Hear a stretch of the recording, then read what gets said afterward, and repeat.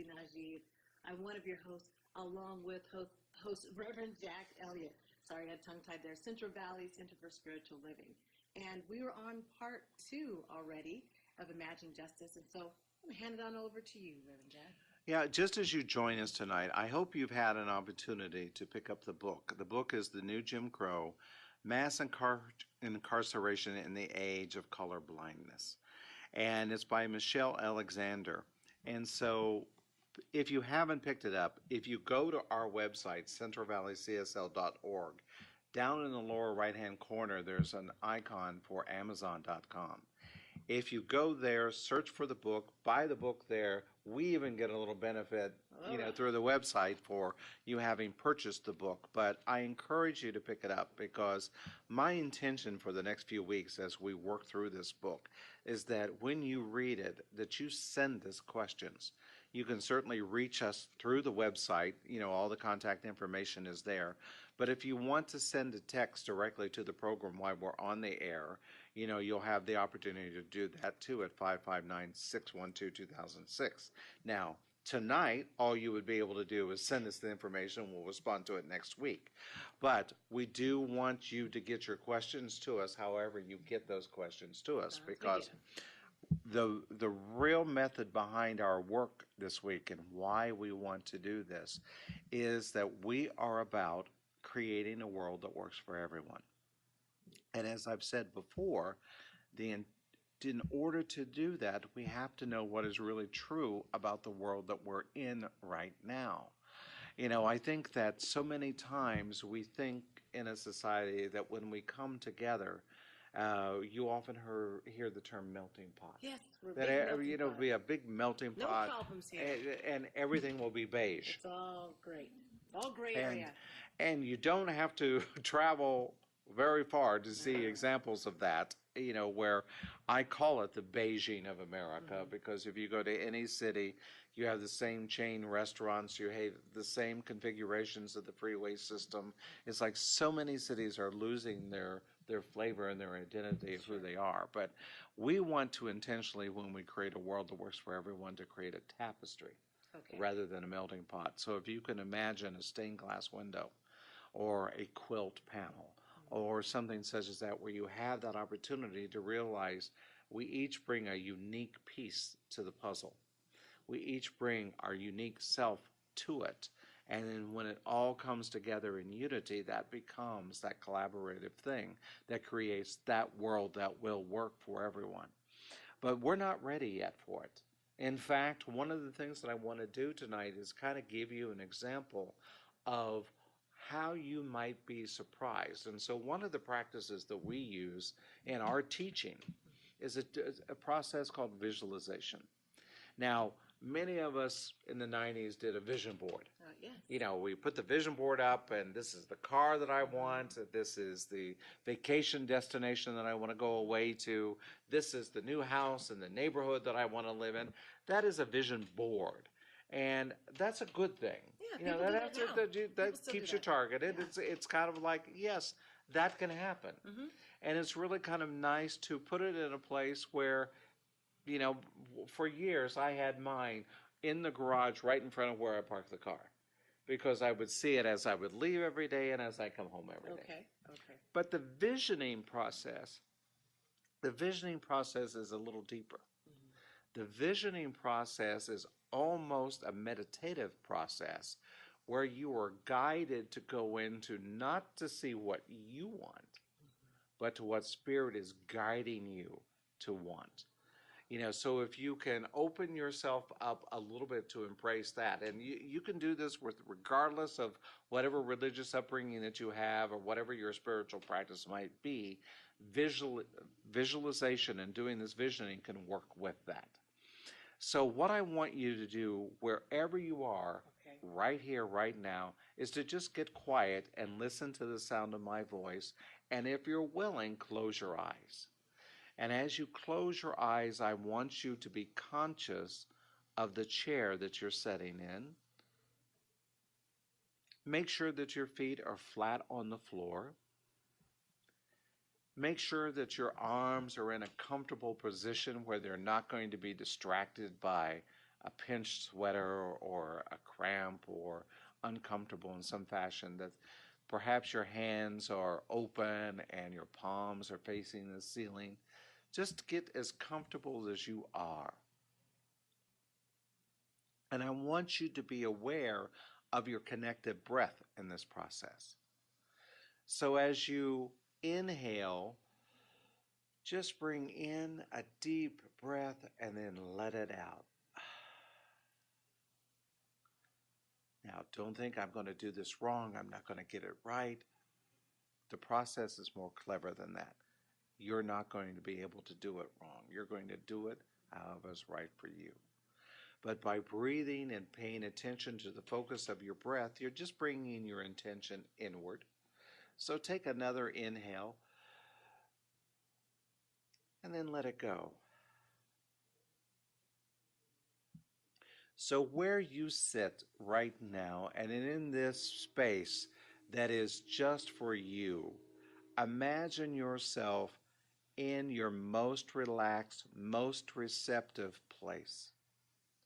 And as you're in this place, I want you to imagine that Spirit, God, your higher self, however you refer to that deity, however you embrace that practice, is in conversation with you. Just the two of you. And as you're in this sacred space, in this conversation, you're going to engage in a conversation. And I am going to ask a question, but I want you to hear the answer that is revealed to you rather than the answer that you always say. So, for example, if someone were to say to you, "What is your picture of the world?" "Oh, I want everyone to be happy." Okay, that's kind of your pat answer of what you would say.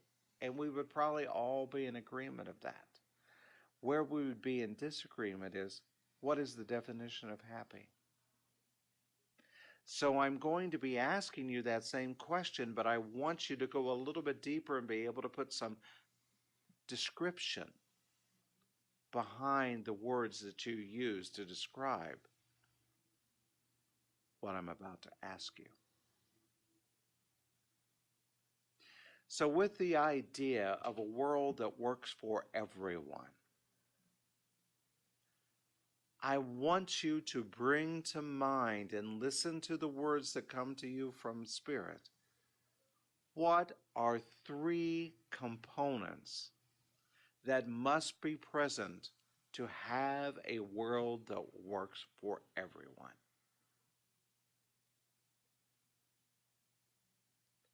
What are 3 components that must be present in order to have a world that works for everyone?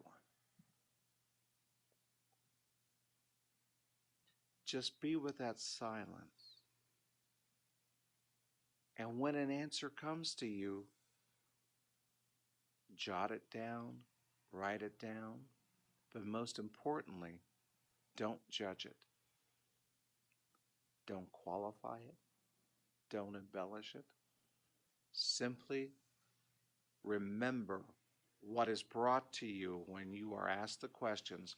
What 3 components are required in order to have a world that works for everyone?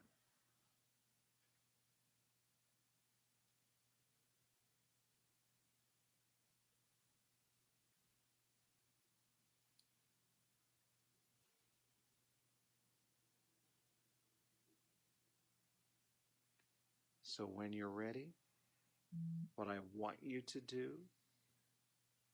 is to remember that you're sitting in your chair, that you're a part of this program, that you're a part of this dialogue,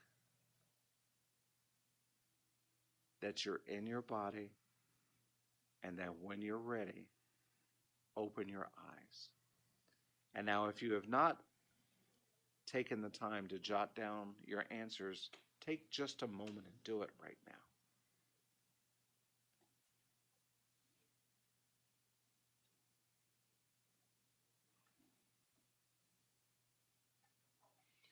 So I want to begin the conversation by asking my co-host, what three things came up for you just in that And dialogue? this is shocking because you said not to be biased, and it was hard not to be biased. I so badly wanted to change my answer, but that's not what came up.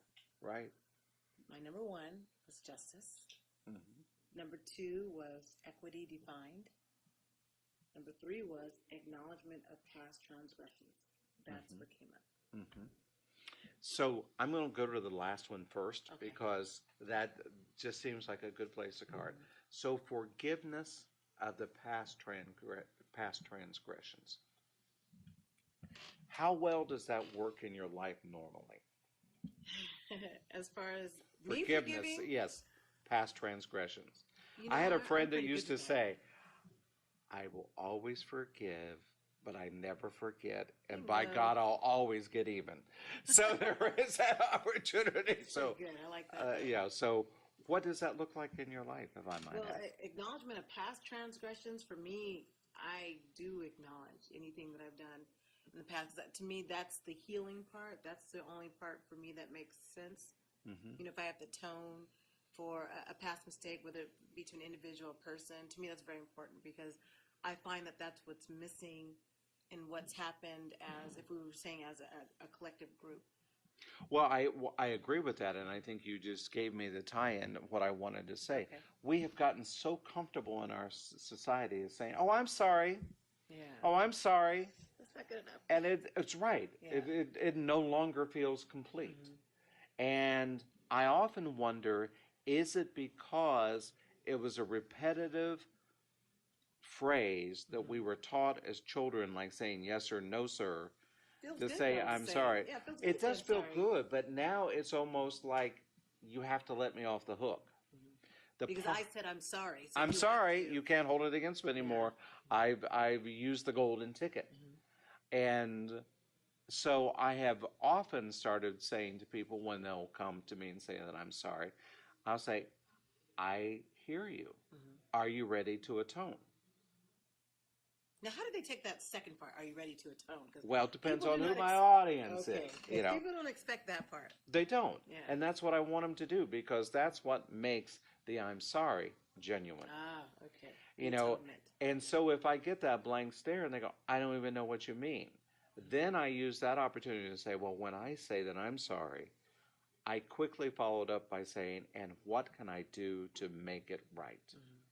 Now, oftentimes we can't make it right, but we can atone for whatever the bad action was. You know, for example, I know that at one time when my godson was living with me, one of the habits that he had is he would just leave. And I would be cooking or doing something thinking that it was in the house and go, and it was like, he's gone. He was here a minute ago. He was here. Now, I didn't care that he left, but I just wanted to know that he had left. Sure. And so when he would come back, I would say, that doesn't work. Oh, I'm sorry. It's like, no, we're going to back up the lesson. What are you willing to do to atone for it? And I was like, well, what do you mean? And I go, well, we have to negotiate that behavior no longer works in this house. Fair. And so therefore, we have to, I'm asking you to tell me what you're willing to do. I'm not going to tell you what you have to do because that would be disingenuous.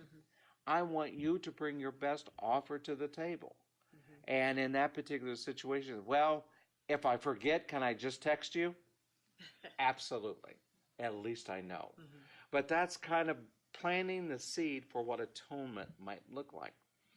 Oftentimes when we are looking at the issues of slavery and the injustice that we're really talking about on the deep level, the easy answer is, just give me money. Pay me. Make it right. That doesn't always work either. Because we keep talking about this reparations, and even if we were to give money to our community right now, it wouldn't do as much as it should have done when the sorries and atonement should have happened over 300 years ago. So you have that challenge. Right. And it's so, if you talk to anyone that has received an inheritance or an estate plan, if there's not a plan, even if you get that money, it goes quickly. It's like winning the lottery. And It's people like, have no right, idea right. they're It, gonna it win. is so therefore, if there is an opportunity, and oftentimes with someone who has been incarcerated for 20, 30 years and they're let go, what we don't understand in society is that person is now free, but they have nothing. Right. They have no credit history. They have no ability to get a job because they couldn't pass still a background check because they still have to answer that question at one time I was accused of. And so if they were given money as they walk out the door, is it really even anything that's going to serve them in their life? Are we giving education on how to make that money work effectively for them once they get it? We don't do that in society. How do you respond to the social programs that people justify and say, well, we've got welfare system, we've got different programs that we put in place, it's working, why aren't you all using it? How do you, Well, I've heard that before. Right. It's what I find, most interesting about that particular conversation is that, like the WICS program that you might be familiar with. I will say to someone, well, who do you think uses this primarily? And they're always surprised to find out it's not the people using it that they think use it.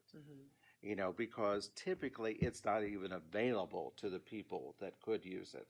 The story that I told last week about the woman that was wrongly incarcerated for a month, when she got out, one of the things that she realized is she was evicted from her public housing because she had an arrest on her record. Even though it was expunged and even though she was not guilty of it, she could not get back on the waiting list that she had been on for a number of years to get the reduced rent apartment to help her out to get back to it again because she would have to go back to the beginning of the waiting list. So that would be the answer to those folks that said, well, these programs exist, why aren't you using them? Well, they're really not. And the programs are also designed, if you've gone through that process or advocated for someone to go through that process, they're confusing. They're set up to be in areas that are not easy to get to. Or the embarrassment phase. They want you to feel embarrassed when you go into a location. You're Yes. treated, Yes. like you're not trusted. Nothing says that I don't trust you more than 4 inches of plexiglass between you and the person that you're trying to talk to. And one of the things that's the dynamic that we set up, in it. And so I think that we have to really have a calculated plan of how are we really going to do rehabilitation. Because we don't want to be able to just say we've done it and we provided a system, so and it's all done. it's all there, go taking care of it. All that's all Is it taken care of. working? Right. Is it set up to be fair? Your second comment was around justice. Yeah. And it's like, is there the work being done to say, is our justice system really blind? I really want our justice system to be blind. I really want the same consequence for anyone to sell an ounce of cocaine. This is the consequence for selling an ounce of cocaine. The story does not matter. It's a this for that. And then that's blind justice. Right. And so it won't matter who your daddy is. There won't be a chance for, but he was a great swimmer on the sports team. He deserves it, Right. There's none of that. Right. But we have to get to that kind of blind justice. And we have to sell the idea that we will all be better off if we have that kind of blind justice. But Now, how are we really going to instill that? Because I know even in the court system now, it's like you must be guilty. It's that way. Even when I've been to court and I haven't done anything, you already feel guilty even when you're just sitting in the room and you're having the judge talk to you, and there's still that sense of blind justice is not blind at all. Because I remember even going through my brother's trial, perfect example, when he was getting beat up in front of our house, and we lived in a predominantly white neighborhood. I mean, actually, we lived in a all white neighborhood because I think we were the only black person besides my friend that lived in the other side of town in that same area. And the question was asked, well, what were you doing up that late?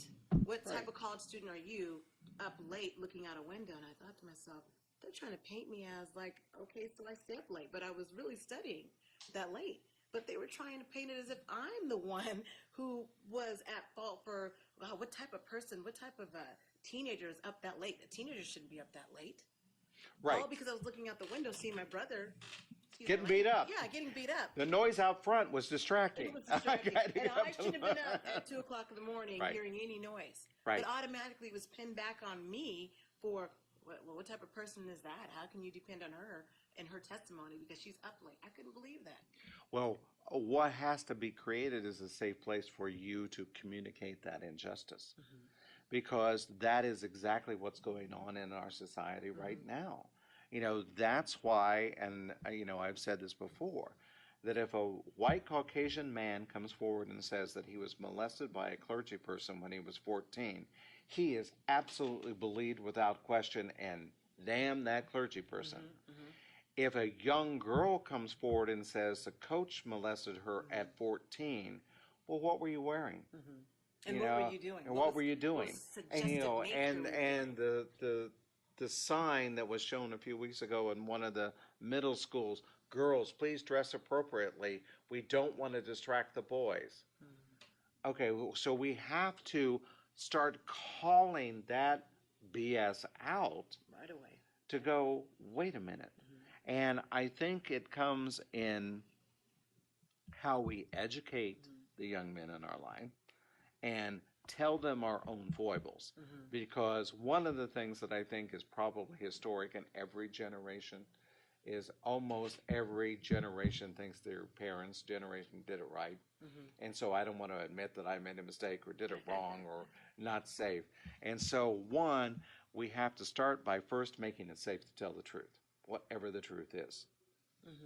And I am going to listen to you when you tell me the story of what it is that you've done.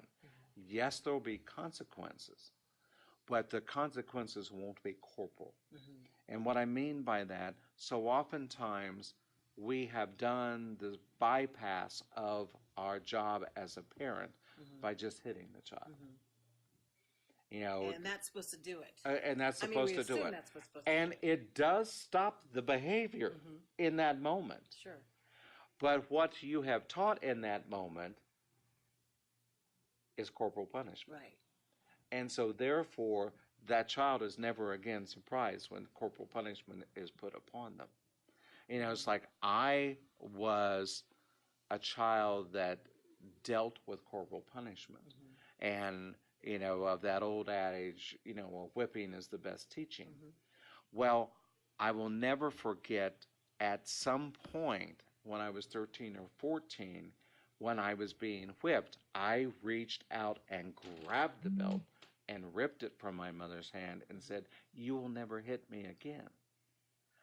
Well, what I realized I'm in sorry, that, but you can't do it as a black parent. I'm just. I know, but unless you Well, unless you saying. can, Well, maybe we can, but I'm just if you saying, start to teach that. I But can't even imagine. what I realized that she realized in that moment, because she went to her knees in grief, in her mind, she thought she was only threatening me with that belt. Never realized that she had actually hit me across the face. And so she was in her own rage from all the times that she had been whipped, if you will. And so we've got to call that out and start saying and make a decision. It's like when, you know, when couples decide that they're going to have children, do they have the conversation as, what is discipline going to look like when And we they should. Right. Because And I've it's had like, that issue with a girlfriend of mine right Yeah. now, going through that change because she already came into the marriage with a young one, and this person already came into marriage as well, and there was that clash, like Right. what you're talking about. right. And that's one of the issues, discipline. And so, but if we can't get that conversation down, That's hard. if we can't even handle conflict between the living room and the dining room, How are we going to handle conflict in the community? Lord, we got a lot to deal with. Yeah. So that's that opportunity right there to start. That's how we begin. What was the third thing? I think the third one for me was equity defined.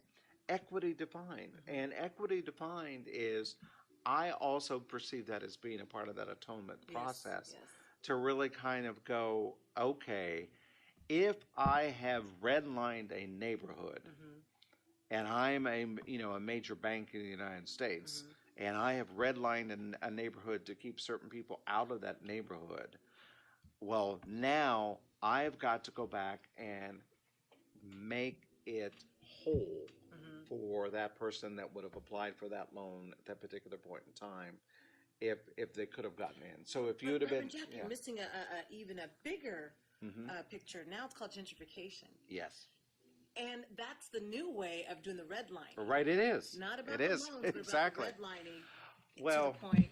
It's and other programs are being hijacked. It's like I am familiar with, very familiar with a performing arts high school that was chartered to provide opportunities for children of color to have an opportunity in the performing arts.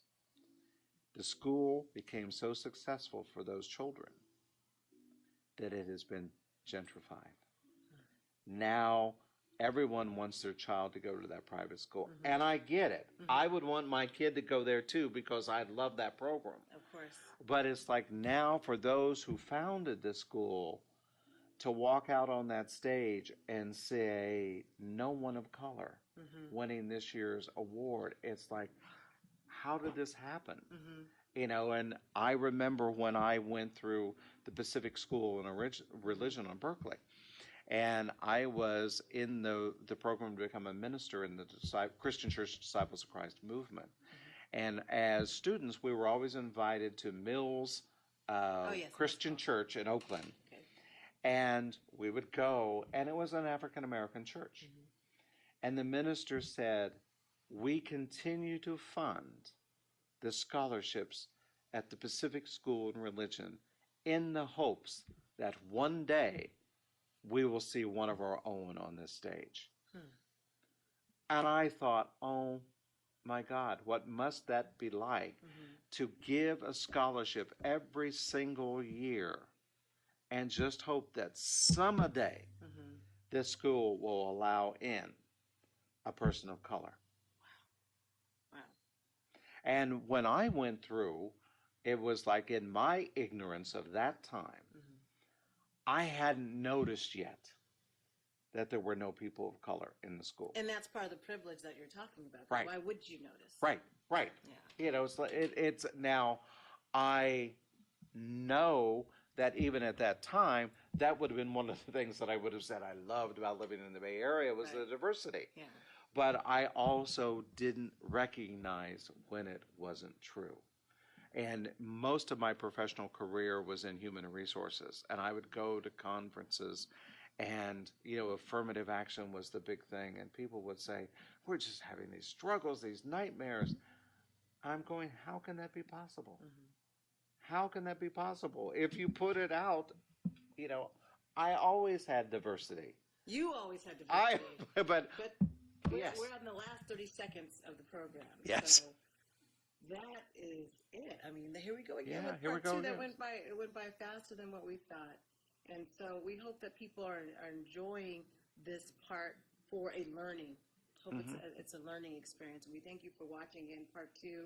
And then until next week, I guess we'll do it again. We'll do it again. Write us. Go, like an onion, communicate through the peeling each website. layer. Yep, we'll go deeper. Thank you for watching this edition of Imagining Justice. Julia Dudley Najieb, Reverend Jack Elliot with Central Valley Center for Spiritual Living. Have a good week.